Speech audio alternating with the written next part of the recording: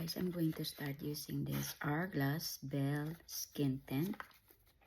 And I don't know what colors. Oh,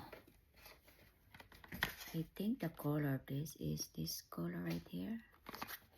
So let's check guys together. I'm going to start using this now. Let's shake it because it's been seated for a while. So this is a Belle Hydrated Skin Tint. Okay, this is a tube. Let's open it and let's try that, guys.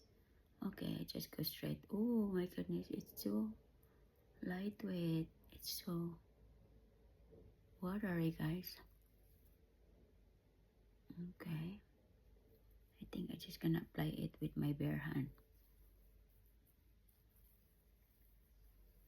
It's not bad. Skin tint, what you expect is lightweight, I think. No full coverage. Okay, that's okay. It's not bad. I like it. But so shiny though.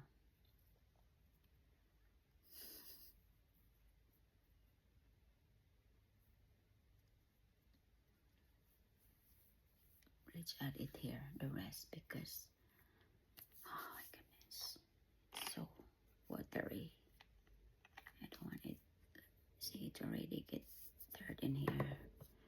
I don't know what number is this. Oh, this is number 7.